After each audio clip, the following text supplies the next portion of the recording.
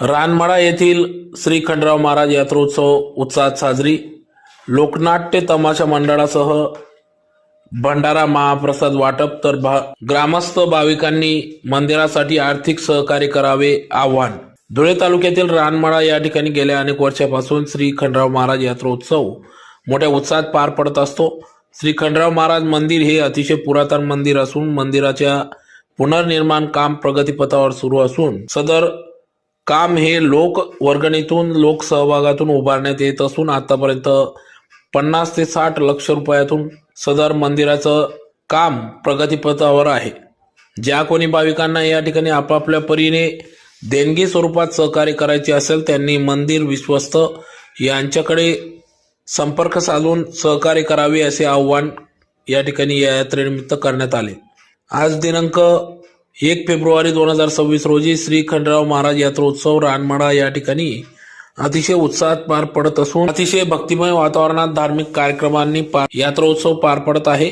यावेळी या ठिकाणी लोकनाट्य तमाशा मंडळाचे देखील आयोजन करण्यात आले असून लोकनाट्य तमाशा मंडळाच्या माध्यमातून या ठिकाणी जनजागृती देखील करण्यात येत आहे।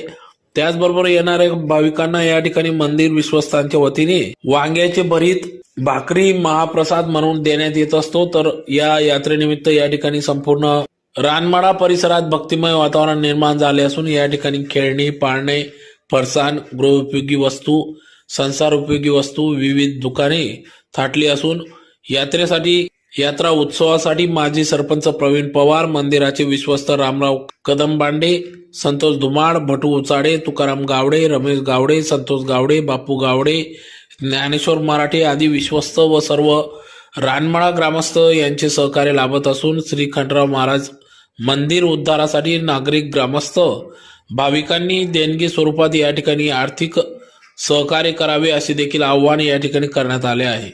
यावेळी अध्यक्ष रामराव कदमबांडे, उपाध्यक्ष संतोष धुमाड यांच्या मार्गदर्शनात या ठिकाणी मंदिर निर्माण कार्य जोमात सुरू असून देणगीसाठी रमेश गावडे यांचा मोबाईल नंबर 8007537159, भटू उचाडे 7499115714, तुकाराम गावडे 9552539687, संतोष गावडे 8805833455 या चारही मोबाईल क्रमांकाशी संपर्क साधून या ठिकाणी देणगीदारांनी देणगी व आर्थिक सहकार्य करावे असे आवाहन मंदिर विश्वस्तांच्या वतीने करण्यात आले आहे।